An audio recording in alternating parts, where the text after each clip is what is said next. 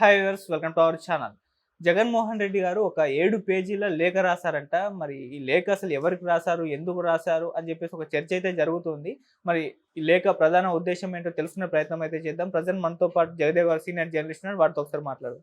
Sir నమస్కారం. Sir నమస్తే. Sir, Jagan గారు ఒక 7 పేజీల లేఖ రాశారని చెప్పేసి ఒక వార్త అయితే వైరల్ అవుతుంది సార్. మరి నిజంగా రాశారా, ఎవరికి రాశారు, ఎందుకు రాశారు, ఆ లేఖలో ఏముంది, దాని ప్రధాన ఉద్దేశం ఏంటి సార్? ప్రధాన ఉద్దేశం నాకు ఆ లేఖ న్యూస్ చూడగానే అనిపించింది ఏంటంటే, జగన్మోహన్ రెడ్డి గారు స్వలాభం కోసమే ఢిల్లీలో ధర్నా చేశారు,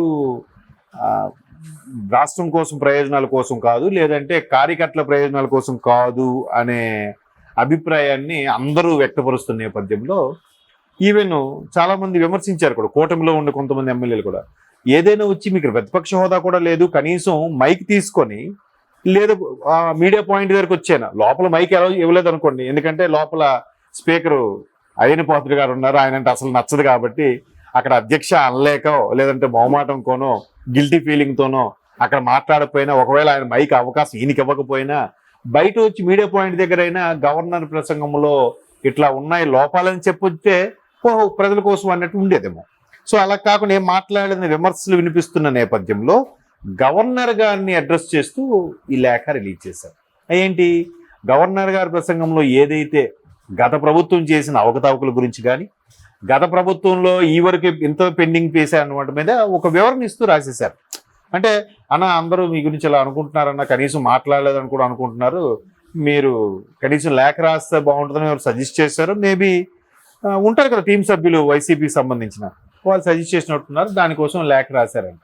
ఏంటది, ఎస్పెషల్లీ పోలవరం, అమరావతి ఏదైతుందో అమరావతిని మళ్ళీ మెన్షన్ చేయలే ఆ లేఖలో. పోలవరంకి సంబంధించి టోటల్ ఎస్టిమేషనే 55,000 కోట్లు అయినప్పుడు 11,000 కోట్లు కేంద్రం మంజూరు చేసింది. 11,000 కోట్లతో 55,000లో 11,000 అంటే సుమారుగా 5వ వంతు. 5వ వంతు నిధులు మంజూరు చేస్తే 72% పనులు పూర్తి ఎలా అవుతాయి? ఇది హాస్యాస్పదంగా ఉంది అనేది ఒక పాయింట్ రైజ్ చేశారు.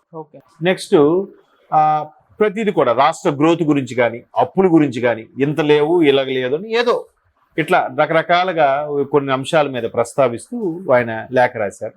ఇది కూడా గవర్నర్ గారు మీరు నిజానిజాలు తెలుసుకోకుండా ఇలా మాట్లాడడం, మా మీద బురజల్లే ప్రయత్నం చేయడం కరెక్ట్ కాదు. మీరు కావాలంటే వాళ్ళు టీడీపీ వాళ్ళకు కూడా కావాలంటే అడగండి ఈ ప్రశ్నలు ఏమిటో. మా మీద మేము గత ప్రభుత్వం చేసినవన్నిటికి కూడా బాగా చేశాము అని మేము చెప్పుకోక్కర్లేదు, మీరు ప్రజలను అడగండి, కానీ టీడీపీ వాళ్ళని అడగండి అని చెప్పారు. ఇంకోటి కూడా చెప్పారు, ఏం ప్రస్తావించారంటే ఇంటింటికి కుళాయి పథకం ఒకటి తీసుకొచ్చారు. ఆ పథకం తీసుకొచ్చినప్పుడు టీడీపీ హయాంలో ఉన్నప్పుడు 30 లక్షల ఇళ్ల వరకే ఉండేది కనెక్షన్స్. ఇప్పుడు వీళ్ళ హయాంలో దాన్ని 70 లక్షలకు పెంచారంటే, అంటే అదనంగా మరో 40 లక్షల ఇళ్లకి వీళ్ళు మంచినీటి సదుపాయం కల్పించామన్నట్టు కూడా చెప్పుకొస్తున్నారు. దానికే ఖర్చు మరి వీళ్ళు ఇలా చెయ్యకముందే, బడ్జెట్ ప్రవేశపెట్టకముందే, గవర్నర్ ప్రసంగం జరగకముందే చంద్రబాబు గారు శ్వేతపత్రం రిలీజ్ చేశారుగా. బాబు దేనికి ఎంత కేటాయించారు, ఎంత కేటాయిస్తే ఎంత వినియోగించారు, ఎంత సద్వినియోగపరిచారు, మిగతా నిధులు ఏమయ్యాయి అన్నిటికీ ఆయన క్లియర్గా శ్వేతపత్రం రిలీజ్ చేశారుగా. మరి దాని గురించి మాట్లాడలేదు, దాని గురించి ఎక్కడ ప్రెస్ మీట్ పెట్టి చెప్పలేదే. ఆయన ఒకవైపు శ్వేతపత్రం రిలీజ్ చేస్తుంటే ఇక్కడ నాయకులైనా మాట్లాడొచ్చు కదా, వాళ్ళైనా వాళ్ళ తరపు నాయకులైనా శ్వేతపత్రం రిలీజ్ చేశారు, అది ఎంతవరకు కరెక్ట్ అని వీలైనా మాట్లాడాలి కదా. ఎక్కడ మాట్లాడారు? అప్పుడు ఎందుకు మాట్లాడలేదు? ఇప్పుడు ఎందుకు లేఖ రూపంలో ఇచ్చారంటే విమర్శలు వస్తున్నాయి. అన్న ఎంతసేపు స్వలాభం కోసమే, ఇండియా కూటమిలో జాయిన్ అవ్వడం కోసమే, మరలా ఇండియా కూటమిలో ఉండే పార్టీల మద్దతు కోసమే, కాంగ్రెస్లో ఎలాగైనా బయట నుంచైనా మద్దతుగా కాంగ్రెస్ సపోర్ట్ తీసుకోవాలనే ఉద్దేశంతోనే జగన్మోహన్ రెడ్డి ఢిల్లీ వెళ్ళారు తప్ప రాష్ట్ర ప్రయోజనాల కోసము కాదు, కార్యకర్తల ప్రయోజనాల కోసం కాదు, రాష్ట్ర ప్రజల అవసరాల కోసం అయితే ఖచ్చితంగా కాదు అని షర్మిలా గారు కూడా ముక్కుసూటిగా విమర్శించారు. మీరు కేవలం కాంగ్రెస్తో మద్దతు కావాలని అడిగారు, కాంగ్రెస్ మద్దతు ఎలా వస్తుంది? మీరు మాకు ఎప్పుడు మద్దతు ఇవ్వలేదు. గత 5 ఏళ్లలో బీజేపీతో ఒప్పందాలు చేసుకున్నారు. మీరు బీజేపీకి రాష్ట్ర యొక్క ప్రయోజనాల్ని, రాష్ట్ర యొక్క స్పెషల్ స్టేటస్ని, రాష్ట్ర యొక్క స్పెషల్ ప్యాకేజ్ ఇవన్నీ తాకట్టు పెట్టారు మీరు. అటువంటి బీజేపీకి మద్దతుగా ఉన్న మేము మీకు మద్దతు ఇస్తామని మీరు ఎలా అనుకున్నారు? పైగా ఇవన్నీ కూడా మీ దాంట్లో జరిగాయని కూడా ఆవిడ కూడా ప్రశ్నించిందిగా. సో ఇన్ని ప్రశ్నలు, ఇన్నిటి మీద ఏదో ఒకటి కవర్ చేసుకునే ప్రయత్నంలో భాగంగా రాష్ట్రపతి నజీర్ గారిని ఉద్దేశించి ఈ లేఖ రాసి ఉండొచ్చు, ఏదో కంటితుడుపు చర్యగా రాసి ఉండొచ్చు అనేది అధికార పక్షం వాళ్ళ యొక్క విమర్శ అదే ఉంది, సాధారణంగా అందరి అభిప్రాయం కూడా అదే కనబడుతుంది. ఎందుకంటే చిన్న ఎగ్జాంపుల్ చెప్తాను. అబ్దుల్ కలాం గారికి రీసెంట్గా ఆయన వర్ధంతి జరిగింది. అబ్దుల్ కలాం గారి వర్ధంతి జరిగినప్పుడు దానికి భారత ప్రథమ పౌరుడు, మాజీ ప్రథమ పౌరుడు వర్ధంతన సంథింగ్ ఆయన ఏదో ట్వీట్ చేశారు. దాన్ని సోషల్ మీడియాలో బాగా వైరల్ అవుతుంది. ఆయన ప్రథమ పౌరుడు అయితే ఈయన అధమ పౌరుడు అని ఒకడు. నిజంగా అబ్దుల్ కలాం ప్రథమ పౌరుడు, అంత భారత ప్రథమ పౌరుడు చేసిన వ్యక్తికి మీరు అంత గౌరవిస్తే ఆయన అబ్దుల్ కలాం చైతన్య అవార్డ్స్ అనేవి ఉన్నాయి, వాటి పేరు మార్చి వైఎస్ఆర్ అవార్డు అని ఎందుకు మార్చారు? అది ఇంకో టౌన్లో ఎక్కడో అబ్దుల్ కలాం వ్యూ పాయింట్ ఉన్న దాన్ని పేరు మార్చి వైఎస్ఆర్ వ్యూ పాయింట్ గా మార్చారు. మరి అప్పుడు గుర్తురాలేదా ఈ మహానుభావుడి యొక్క సేవలు? అబ్దుల్ కలాం లాంటి greatest scientist, greatest leader, greatest president of India, ఆ ప్రెసిడెంట్ ఆఫ్ ఇండియా లిస్టులో ఈయన ఒక చిరస్థాయిగా ఉండిపోయే వ్యక్తిగా. మరి అప్పుడు గుర్తురాలేదా అన్నట్టుగా సోషల్ మీడియాలో వైరల్ చేస్తున్నారు. ఇప్పుడు దీనికి ఏం చెప్తారు? మీకు అర్థమైందా?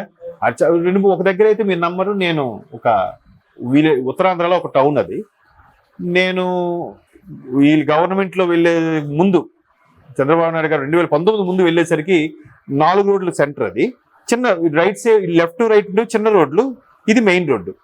సో మధ్యలో పెట్టారు అబ్దుల్ కలాం గారిది. అక్కడ పక్కన ఒక స్కూల్ ఉంటుంది, ఆ స్కూల్ వాళ్ళు యాజమాన్యంతో లోకల్గా చందాలు వేసి మొత్తాన్ని పెట్టారు. మొన్న జగన్మోహన్ రెడ్డి గారు గవర్నమెంట్ ఇచ్చాక వెళ్ళి చూస్తే 21-22 టైంలో అది ఆ 4 రోడ్ల కోడుకొని ఇటువైపు సందు ఉంటుంది, చిన్న సందు, ఆ సందు సైడ్ అక్కడ పెట్టారు, మధ్యలో రాజశేఖర రెడ్డి గారు పెట్టారు. అలాంటివి చాలా జరిగాయి.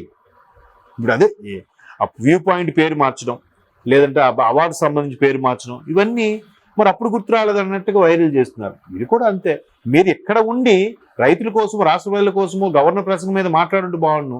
మీ అవసరం అయిపోయి అక్కడికి వెళ్ళి వచ్చిన తర్వాత ఇప్పుడు లేఖ రాస్తే ఆ అవసరాన్ని లేదు, నేను నిజంగా ప్రజల కోసం వెళ్ళి ధర్నా చేశానని చెప్పే ప్రయత్నంలో భాగంగానే ఇప్పుడు అందరూ మాట్లాడట్లేదు గవర్నర్ ప్రసంగం మీద అంటారేమో ఉద్దేశంతో లేఖ రిలీజ్ చేశారేమో అని నాకు అనిపిస్తుంది. నాతో పాటు చాలా మంది అభిప్రాయం కూడా అదే అయ్యుండొచ్చు అని నేను అనుకుంటున్నాను. ఓకే, అంటే ఇప్పుడు ఈ లేఖ వల్ల జగన్మోహన్ రెడ్డి గారికి ఏమన్నా మేలు కలిగే ఛాన్స్ ఉందంటారా సార్? మేలు అని కాదు, ప్రస్తుతం ఆయన పార్టీ పరిస్థితి ప్రకారం, ఆయనకు వచ్చిన సీట్ల ప్రకారం చూస్తే పార్టీ మనుగడ చాలా ముఖ్యం. నెక్స్ట్ 5 ఏళ్ళు ఏంటి అనేది ఎవరు చెప్పగలరు? కాబట్టి పార్టీ మనుగడ, షర్మిల గారు కూడా అదే అన్నారు కదా, కేవలం పార్టీ మనుగడ కోసమే ఈయన ధర్నా ఇవన్నీ అంటే చేస్తున్నారు తప్ప ప్రజల కోసమో రాష్ట్ర ప్రయోజనాల కోసమో కాదు అని కూడా ఆవిడ కూడా విమర్శించారు. అందరి అభిప్రాయం కూడా అదే. ఇప్పుడు 11 మంది ఎమ్మెల్యేల్లో ఎంతమంది ఉంటారో ఎంతమంది వెళ్ళిపోతారో అనేది తెలియదు. ఎమ్మెల్సీ మండలిలో కొద్దిగా బలం ఉంది, ఆ ఎమ్మెల్సీలో ఉండే వాళ్ళు కూడా రేపో మాపో షిఫ్ట్ అయిపోయే డిప్యూటీ చైర్మన్ కూడా ఆవిడ నజియా ఎవరో సమ్ లేడీ, ఆవిడ కూడా షిఫ్ట్ అయిపోయే ఛాన్సెస్ ఉన్నాయి. చాలా మంది ఎమ్మెల్సీలు చాటుముఖం వేస్తున్నారు.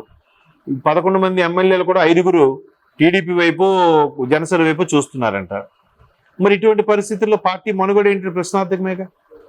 ఏదైతే ఒకప్పుడు పవన్ కళ్యాణ్ గారికి ఒక ఎమ్మెల్యే కూడా గెలుచుకోలేకపోయి ఈయన ఒక నాయకుడా అనుకునే పరిస్థితిలో విమర్శించింది, ఇప్పుడు ఈయన అదే ఎదుర్కోబోతున్నారు.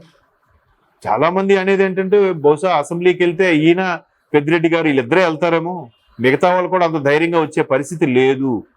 ఎందుకంటే మొన్న వచ్చిన 11 సీట్లు కూడా ఒక 3 స్థానాల్లో బీజేపీ మీద గెలిచారు. అక్కడ కూటమి బీజేపీ పెట్టింది. అదే కూటమి బీజేపీ కాకుండా టీడీపీ జనసేన ఉండుంటే ఆ 3 సీట్లు కూడా వచ్చిండే, 11లో 3 తగ్గేవేమో అనే అభిప్రాయం కూడా చాలా మందిలో ఉంది. చూద్దాం మరి. ఆయనది కూడా తప్పు లేదు, ఆయన మనుగడ, పార్టీ మనుగడ